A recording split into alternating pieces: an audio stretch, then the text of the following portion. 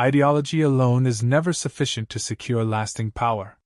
For a regime to maintain authority over time, it must also exert substantial economic control to support its claims to legitimacy. Rulers aim to influence both the material conditions and personal lives of their subjects. One of the key achievements during Egypt's first to third dynasties was the establishment of a truly centralized national administration. At the beginning of this period, Egypt had only recently been unified. Narmer and his immediate successors faced the daunting task of governing a vast territory stretching roughly 500 miles from inland Africa to the Mediterranean coast. By the end of this era, the state operated a tightly controlled economy that funded large-scale royal construction efforts. This accomplishment was the result of persistence, ingenuity, and above all, far-reaching ambition. Among humanity's most transformative inventions, writing holds a unique status. Its influence on preserving knowledge, wielding authority, and chronicling the past is profound. Today, it is almost impossible to conceive of a world without written communication. For the ancient Egyptians, the advent of writing must have been groundbreaking. Although the precise origins of hieroglyphic writing remain uncertain, growing evidence suggests it was the result of intentional creation. The earliest known Egyptian inscriptions have been found on bone tags from a pre-dynastic burial site at Abydos, associated with a ruler who lived over a century before Narmer. These inscriptions already used developed symbols, and the system displayed the complexity that would characterize hieroglyphic writing for over 3,000 years. Scholars continue to debate whether Egypt or Mesopotamia first conceived of writing. However, southern Mesopotamia appears to have the stronger claim. It is likely that the idea of writing reached Egypt as part of a broader wave of Mesopotamian cultural influence in the pre-Unification era. Yet the writing system itself did not accompany this exchange. Egyptian hieroglyphs are so well adapted to the native language and so deeply rooted in the local environment that they almost certainly developed independently within Egypt. One can imagine a visionary figure at the court of an early ruler examining mysterious symbols on imported Mesopotamian goods and creating a comparable system for the Egyptian language. Though this may sound speculative, it resembles the documented invention of the Korean script by King Sejong and his scholars in the 15th century. There are few more plausible explanations for the sudden emergence of a fully developed hieroglyphic writing system in Egypt. Regardless of how it originated, writing was quickly adopted by Egypt's earliest rulers, who saw its immense value. In an era marked by rival kingdoms vying for influence, the ability to document the possession of goods and share that information was a remarkable breakthrough. From the outset, goods moving in and out of the royal treasury were marked with the king's emblem, specifically his Horus name. Items meant for the royal tomb carried tags detailing not only the owner but also specifics such as the contents, their quantity, quality, and place of origin. Initially created as a tool for accounting, writing was warmly welcomed by Egypt's administratively inclined society. Throughout Egypt's long history, literacy was confined to a small, privileged class within the government. To be a scribe was to hold the key to political influence. That close connection between literacy and power was established right from the beginning. Writing also had a profound impact on international commerce. Many labels found in the royal tombs at Abydos were originally affixed to jars of fine oil imported from the Near East. A notable increase in such imports during the First Dynasty coincided with the creation of Egyptian settlements and trade hubs across southern Palestine. At locations such as Nahaltila and Tel Arani, in what is now Israel, archaeologists have uncovered Egyptian imported pottery, locally made pottery in Egyptian style, and seal impressions featuring hieroglyphs. At En-Bissor, near modern-day Gaza, the Egyptian administration even established a logistical base to resupply caravans traveling along the coastal trade route connecting Palestine to the Nile Delta. Backed by state support, Egypt's foreign relations entered a phase of increased activity and connectivity. However, official narratives presented a different story. Domestically, the regime projected an image of proud isolation. In the official ideology, the king's sacred duty was to protect Egypt by defeating foreign adversaries, who symbolized disorder and chaos. To cultivate national unity, Egypt's rulers found it useful to portray outsiders as threats. An ivory label from Narmer's tomb, for instance, depicts a dignitary from Palestine bowing before the Egyptian king. In reality, however, Egypt and Palestine were actively engaged in trade. The official xenophobic rhetoric concealed the practical truth. This contrast serves as a cautionary note for historians of ancient Egypt. From the very beginning, Egyptians mastered the art of shaping the written record to reflect the version of reality they wanted others to see. While the written accounts are undoubtedly valuable, they must be examined critically and compared against the more objective findings uncovered through archaeological excavation. While Egypt's interactions with the Near East were marked from the outset by complexity and contradiction, its stance toward Nubia was far more direct and assertive. Even before the First Dynasty began, as the pre-dynastic kingdoms of Tchini, Nut, and Nekhen were emerging in Egypt, a similar cultural evolution was taking shape in Lower Nubia, centered around the sites of Sayala and Kustal. This region exhibited signs of a budding civilization, including elaborate burials of rulers, a refined culture, and active trade with nearby territories, Egypt among them. Despite its early promise, Nubia's rise was abruptly halted. Both written records and archaeological findings convey a consistent narrative. Determined to secure control over trade routes and suppress any potential competition, Egypt's earliest monarchs acted quickly to neutralize the emerging Nubian threat. A striking example of this policy can be seen in the inscription at Gebel Sheikh Suleiman, which vividly depicts a giant scorpion clutching a defeated Nubian leader. Another nearby carving, dating to the dawn of the First Dynasty, reinforces the message. It portrays a grim scene of destruction, with fallen Nubians lying under the gaze of the Egyptian king's emblem. Unlike the city-states of the Near East, which could be tolerated due to their geographical distance and their role as trade partners, a neighboring power directly upriver posed a strategic threat that Egypt could not afford to ignore. After Egypt's decisive incursion into Lower Nubia, this portion of the Nile Valley did not emerge again as a serious political force for nearly a millennium. With its borders secure, dominance over the Nile Valley established, and thriving trade connections, the early Egyptian state experienced a significant increase in prosperity. However, this wealth was not shared equally among the population. Burial sites from the period of state formation reveal a sharp divide in grave sizes and the richness of offerings, signaling a growing disparity between the wealthy and the poor. The primary beneficiary of this newfound prosperity was the state itself. Political unification effectively placed all land under royal ownership. Although individuals and communities continued farming their plots as before, they now had to pay rent to a new landlord. The administration of the First Dynasty wasted no time in implementing a comprehensive tax system to capitalize on the country's agricultural output. Writing once again proved indispensable. From the very beginning of its recorded history, the Egyptian state used written documentation to manage the nation's wealth and enforce taxation. Some of the earliest ink inscriptions mention revenues collected from both Upper and Lower Egypt. For efficiency, the country seems to have already been divided into two regions for tax collection. The First Dynasty's desire to oversee every facet of the economy is evident in two key measures, both mentioned on the Palermo Stone. The earliest entry refers to a First Dynasty king, likely Aha, Narmer's successor, and describes an event called the Following of Horus, which apparently took place every 2 years.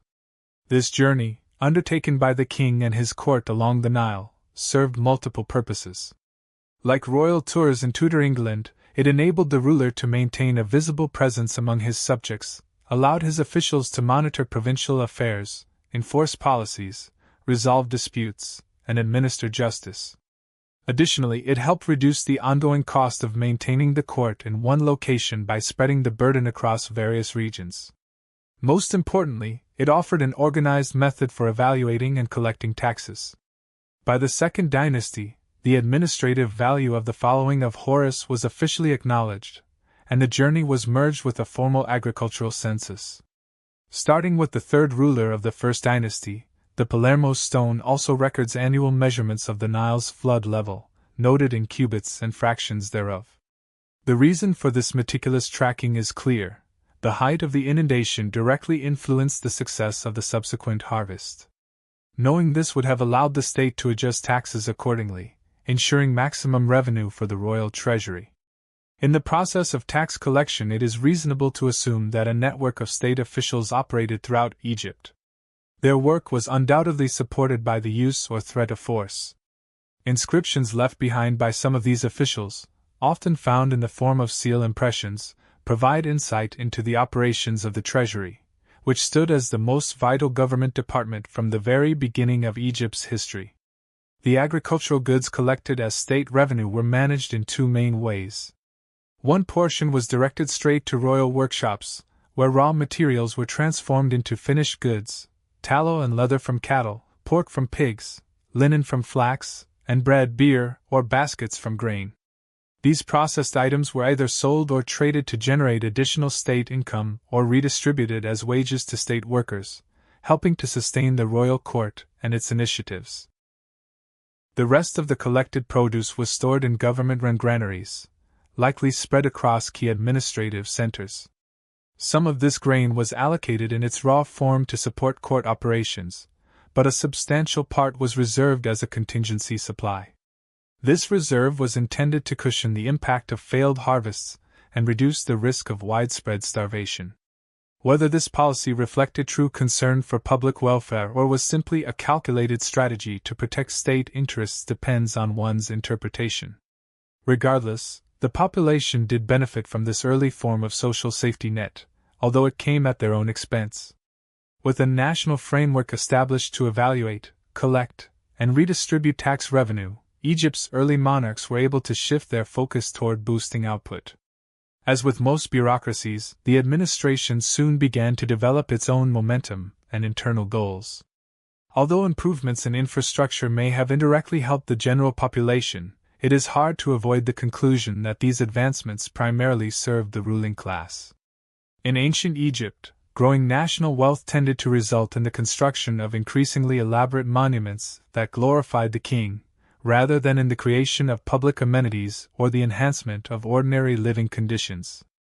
The government's prioritization of the elite becomes especially clear during the reign of King Den, who ruled in the mid-First Dynasty around 2850 BC. Over the course of his 3 to 4 decades on the throne, numerous innovations emerged across various areas, ranging from the evolution of royal titles to advancements in tomb construction. One such improvement was the introduction of a stairway leading into the burial chamber. Reforms weren't limited to the royal court. According to the Palermo Stone, agricultural lands in the Delta underwent a major reorganization during Den's reign, possibly requiring entire communities to relocate in order to establish royal estates. This suggests the government's role as a landowner was far from compassionate. This reassignment of large sections of Lower Egypt as crown property served as a precursor to more extensive administrative changes. To tighten control over the country, the state introduced a new system of local governance, dividing both the Delta and the Nile Valley into 42 provinces, or nomes. Each of these provinces was governed by a nomarch. In Upper Egypt, these divisions appear to have followed long-standing community borders that had their roots in ancient irrigation systems. However, in the Delta, where no such traditional divisions existed, the new provinces were likely drawn to accommodate the locations of royal estates. Regardless of their basis, this structured administrative framework replaced earlier, more informal allegiances and granted the monarchy significantly more centralized power. Reform efforts continued into the latter part of the First Dynasty. The increased number of high-ranking officials granted elaborate, state-funded burials points to a growing and more organized bureaucracy. At North Saqqara, leading members of the court constructed large mud brick tombs, known as mastabas, along the cliff's edge. Oriented toward the sunrise and overlooking the capital, these grand structures symbolized both rebirth and the preservation of high social standing in the afterlife. Their facades, designed to mimic the White Wall of Memphis, underscored their connection to royal authority. After all, the king was the ultimate source of power, and most of these top officials were closely related to the royal family. One of the notable tombs at North Saqqara was constructed for a man named Hemeka, who held the influential role of chancellor and chief of the treasury under King Denver. Among the items buried with him was a small wooden box, intricately inlaid and containing 2 rolls of papyrus. These artifacts perfectly illustrate the strong link between literacy and political authority in early Egyptian society. In fact, the earliest known autobiographical inscription from the Nile Valley appears on the tombstone of one of Hemek's successors. Merkah, who served the final monarch of the First Dynasty, held an assortment of titles that reveal much about the nature of high-ranking roles at the time. Despite his various responsibilities tied to the royal court, Merkah's prominence primarily stemmed from a prestigious religious position within the royal cult. For officials like Merkah, advancement was entirely dependent on their closeness to the king. His eclectic mix of administrative, ceremonial, and spiritual titles reflects an early bureaucratic system that was still relatively fluid and undefined. Outside of the treasury, clearly defined roles were rare, and proximity to royal authority was the key to influence. The grand tombs built at North Saqqara for figures like Hemekh and Merkah were not simply rewards for faithful service. Rising above the landscape, they stood as symbols of authority and dominance. This architectural expression of centralized rule could be seen across the Nile Valley, from Giza and Tarkhan in the north to Jebel and Armant in the south. The emergence of large-scale tombs designed in the palace facade style, towering over local communities, must have had a deep psychological effect on the population. The impact would have been similar to the construction of motte and bailey castles in England following the Norman conquest. The reach of the state extended into every region. A new era of control had begun. Another powerful demonstration of early state dominance took place at Egypt's southern border, on the island of Abu. At the dawn of the First Dynasty, the government rapidly established a massive fortified customs station there to control and monitor the flow of people and goods between Egypt and Nubia. That this fortress was constructed on a raised section of the island, blocking access to a local religious shrine, clearly showed where the state's priorities lay. Economic oversight and political dominance far outweighed any concern for local traditions or sacred spaces. From the very beginning of its history, the Egyptian state exhibited an assertive approach to governance. For the ancient Egyptians, the cost of national unity, administrative efficiency, and economic prosperity was authoritarian rule. The death of Ka, the final ruler of Egypt's first dynasty around 2750 BC, was commemorated with the customary royal burial rites at the ancestral necropolis of Abydos. His funeral procession solemnly traveled from his palace of eternity to his distant tomb among the graves of past monarchs. This burial site was carefully chosen to align with a distinctive gap in the nearby cliffs, believed by the ancient Egyptians to be a gateway to the underworld. Ka's remains were laid to rest in his burial chamber, accompanied by an abundance of offerings meant to sustain his soul in the afterlife. To serve him in death as they had in life, a number of attendants were buried in surrounding subsidiary tombs. Once the arrangements were complete, the tomb was sealed under the watchful eye of Ka's successor, the new king, Khasekhemwy. The transition of leadership was smooth, signaling the start of a new reign. At first glance, there was little indication that Khasekhemwy's rule would mark a significant departure from tradition. However, later historians recognized him as the founder of a new dynasty.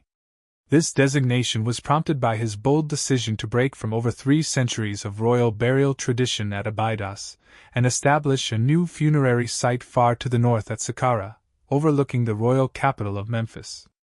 The exact reasons behind this dramatic relocation remain uncertain. Khasekhemwy may have had familial connections to the Memphis region, or perhaps he felt that a royal tomb, as a potent symbol of kingship, should be placed at the geographic midpoint of Upper and Lower Egypt, rather than in a southern province. Regardless of the reasoning, the shift in burial location was accompanied by equally innovative architectural choices. Unlike the traditional mud brick structures aligned with the local landscape, Khasekhemwy's tomb was oriented to true north and excavated directly into the rock. The tomb's layout also diverged from earlier designs. It consisted of a sequence of lengthy corridors branching off from a central passageway, instead of a central chamber flanked by storerooms. At its end, the tomb featured a suite of rooms that mirrored the private living spaces of a contemporary household. Khasekhemwy clearly intended for his spirit not only to receive sustenance in the afterlife but also to enjoy the comforts of a fully equipped residence. The successors of Khasekhemwy, Kings Nebra and Ninetjer, upheld his reforms and continued the tradition of royal burials at Saqqara. However, the apparent stability during the Second Dynasty concealed growing unrest throughout the kingdom. Around the midpoint of Ninetjer's reign, approximately 2700 BC, signs of internal conflict began to emerge. A cryptic note on the Palermo Stone refers to the destruction of Khasekhemwy and the north, hinting at possible attempts by Lower Egypt to break away from centralized rule. This could account for the fact that the rulers who follow Ninetjer are largely absent from records in the southern part of Egypt. It's possible that the early dynasties' emphasis on Upper Egypt had fostered resentment among the northern population. Evidence from the later Second Dynasty suggests a deepening political divide. Several generations after Abydos had been abandoned as a royal necropolis, it was reinstated as the burial site by a ruler who made an extraordinary departure from tradition. Rather than aligning himself with Horus, this king identified with Seth, the god of the desert and protector of the town of Nut.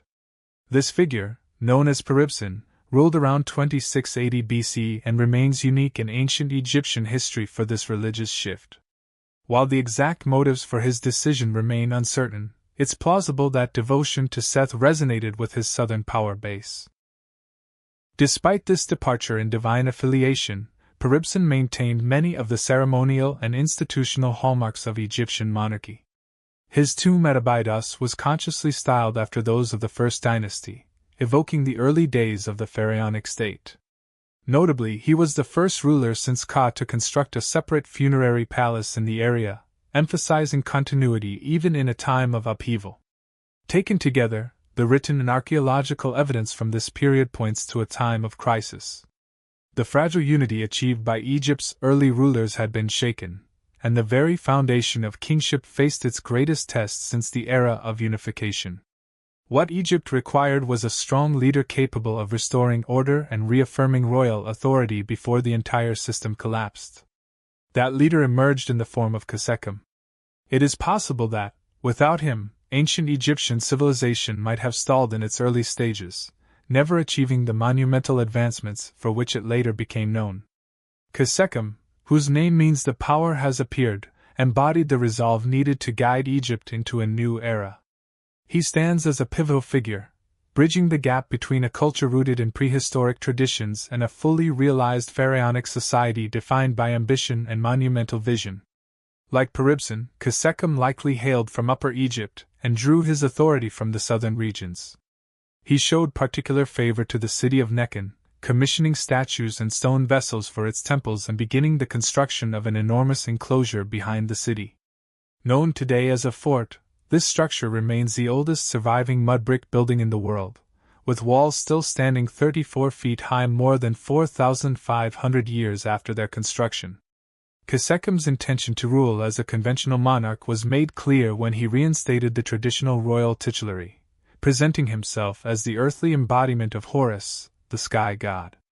In doing so, he reaffirmed the legitimacy of the monarchy and paved the way for the great achievements that would define ancient Egypt's golden age.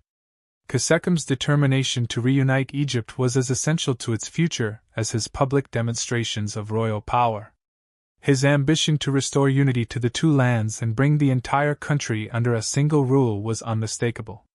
Two life-size statues of the king from Nekhen depict him wearing the ceremonial Jubilee robe, one of the oldest royal traditions. Notably, the statues' bases do not feature his titles, but rather graphic depictions of fallen enemies, twisted in defeat. The hieroglyphic inscriptions declare the figure 47,209 northern enemies. Similar imagery appears on stone vessels from the same temple, where scenes of victory are carved into the surfaces. The vulture goddess of Upper Egypt, Nekhbet, is shown standing atop a ring containing the word rebel, accompanied by an inscription that reads, "The year of fighting the northern enemy." These accounts appear to document a military campaign led by Khasekhemwy to subdue rebellious factions in Lower Egypt and bring them back under central authority. His vision was daring, but with strong leadership, it quickly became reality. To commemorate the reunification of Egypt, Khasekhemwy altered his royal name and titles in a symbolic gesture. He adopted the name Khasekhemwy, meaning the two powers have appeared, along with the phrase the two lords are at peace in him. For the first time, the symbols of both Horus and Seth were shown side by side above the royal name, signifying the reconciliation of opposing forces within the figure of the king himself.